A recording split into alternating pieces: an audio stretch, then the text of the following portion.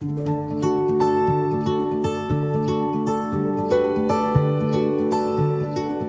us, the Bardney adventure started in 2004. One morning I was reading from Luke 10, and it says there about how Jesus sent out his disciples in pairs to every village and town where he was about to go. It caught my imagination. I suggested to the church at the time that maybe each of us should choose a village or part of the town that we would commit to pray for, not for us to go there, but for God to bless, and do it out of a generosity thing. And so I put a map of Lincolnshire up one morning. We all had stickers, and at the end of the service I put my sticker on Bardney, and that was fine until I got home for lunch. At lunchtime I asked, where did you put our sticker? Did you put a sticker on? Oh yes, he said. So where did you put the sticker, I asked. And he said Bardney. So I screeched, Bardney! And gave him a really bad time and refused to pray for Bardney for quite a while. Which was a jolly good start to the whole thing. But what happened over the next 6 years until 2010, cutting an extremely long story short, is we came to a place, not that this was the original intention, but that we should move here. Yeah. And God led us very clearly that we should move here. All we knew in moving here was that we should continue to pray for the place and live missionally and trust God and see what would happen. And then we discovered, having moved here, that other people were moving here too for very different reasons at different times. And after a few weeks, a few months probably, we decided that we really ought to sort out what our values were, what the sort of characteristics of God that were being worked out amongst us were. And we came up with 3 words, which was candle, table and door. Candle representing the presence of God, which is really important to be central to us all. The table, which represented a place where we sort of got together and read the Bible together, where we studied together, and particularly had meals together and exercise hospitality. And the door, sort of two-way, where we'd welcome people in, lots of different people, and also encourage people and pray for people to go out on mission and so on. Yeah. And over that first 10 years, particularly right at the start, we did a lot of listening. We still do now. But as part of that listening, we became really aware of a previous monastic community, in fact 2 here in the village. One was 7th century for a couple of centuries, and one was in sort of medieval times for nearly 400 years. And so there was a kind of monastic tradition here. And as we sought God over these last 10 years, you could begin to see that what's emerging here is what you might call a new monastic campus, where very similar to what happened in Celtic times or Middle Saxon times is emerging again in a contemporary kind of fashion. And that's what we want to describe to you. In Bardney, there are several chapels or places of worship: St Lawrence's, Methodist Chapel, the Barn and St Francis, as well as Filling Station, which is our monthly informal style worship gathering, and our joint Church of England and Methodist primary school. They can all be seen as fulfilling that role that chapels would have done in old monasteries, but in a way that's contextual for life now in Bardney. Our current Bardney chapels all have their own different cultures and purpose, but they all form part of the community that God is shaping here. So here in Bardney we still have rhythms of prayer and worship as they did in monasteries of old. If you think about the old enclosed monasteries, well, we're a little bit more expansive than that. So we meet for prayer as a group each weekday morning, but our friends in the Anglican Church also have collective prayer and worship also 4 times a week. In the old enclosed sort of monastery, you also had a place that they used to call cloister, where they used to move into between perhaps the chapel and cell, or a place to do the parchments, and you would accidentally meet people in between and you would have conversations and divine appointments with those people. Well, that cloister still happens in Bardney as we go to the post office, or we go to the co-op, or to the butcher's, or just prayerfully walking around. We have accidental meetings or divine appointments, gives us opportunities to encourage one another and to just look after each other's well-beings and speak well of each other. So with rhythms of prayer and worship and praise still happen here, but in a more dispersed way, sometimes collectively, sometimes individually.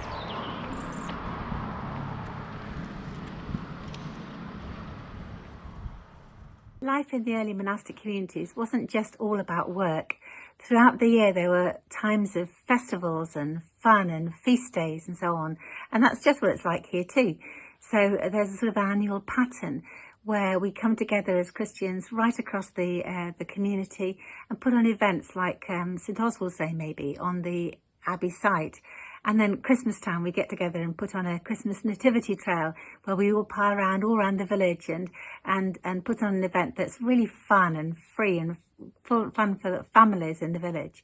And also the Halloween alternative, the light party, where we all work together to put on something that's just fun and just available for the whole of the village and the whole of the community. But it's the Christians together, working together, just for fun, just to put on something that's free and great for the rest of the village.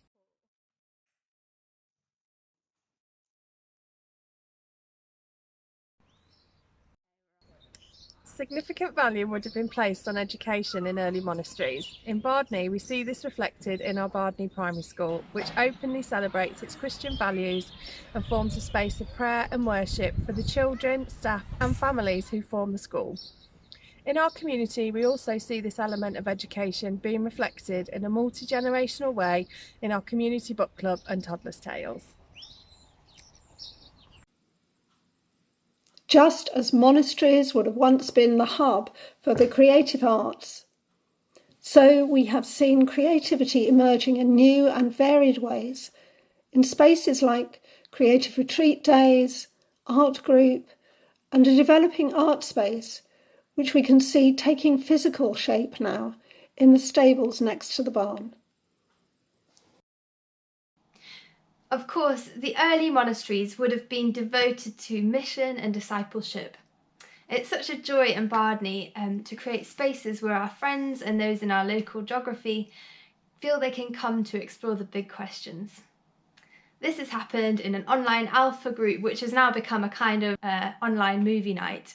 We're currently reading the Bible as we watch the series The Chosen together. And then there's a few others of us who meet on a Thursday, mostly mums with younger children. And we meet to connect, worship and pray for each other. Then there's the hot chocolate group, which is a weekly gathering of teenage girls. And we have fun, take time to listen to each other. We focus on the message of the gospel. And of course, we drink lots of hot chocolate. Hospitality would have been a major part of monastery culture, with food, accommodation and sometimes alms or financial practical help being readily available. Hospitality has always been a core value for us as a community, and we see this being practically expressed in our wonderful open door coffee shop, which itself has been described as church by some of the members of the wider community. Also in the barn for things like community, and actually most days in our own homes. Even in lockdown, when we've been able to meet as we normally would, this value is continued through acts of practical support and care. Monasteries would also have spaces set apart from the ordinary sort of daily routine for that would be more restful, more a relaxed atmosphere, which could be used for the community and also for travelling visitors, just to come and relax and rest, to pray, to listen, and maybe also to learn about the community and to refocus. And here in Bardney, at Pete and Cass Barn, we've got that lovely upstairs Cataluma room, which has been used by various people, also groups from abroad. And also we've got a Pristinia, which is a small room more for more solitary individual prayer. And there are some stables at the back of the barn which are being done up at the moment, which two of them are going to be small accommodation spaces which can also be used for these purposes. Like monastic communities of old, we feel we've got quite involved in equipping other Christians and churches as far as we can in our small way. So in this place, it's the base for the Lincolnshire community of pioneers, where we support and pray for and coach and gather others who are starting new things across the county. And in the heart of that community is an incubator to help people who are just beginning We've also begun a filling station in the village to support Christians in a sort of a whole array of churches around us, a multi-denominational thing, which is going well. And we've also noticed a variety of what you could call modern-day pilgrims really coming through from this country and from Germany and Norway and other places. It's been delightful to meet up with folks of like heart who also want to see the rural parts of the UK transformed, or the rural parts of their country transformed. The leadership of the community we have here is really many people. We lead as a kind of a core community for the particular prayer-based thing we're doing. But across the village, we lead together with those who are serving in the other Christian communities here, so the Anglican vicar, the Methodist minister and deacon, and folks from the Catholic Church. And together we meet for prayer and breakfast once a month, and we pray and we plan and kind of have a gentle oversight of the whole thing together. And as for the future, we pray that God will continue to build foundations here that will last for centuries, as previous communities have done. We hope for much fruit as we continue just to listen and pray and follow Him into the future.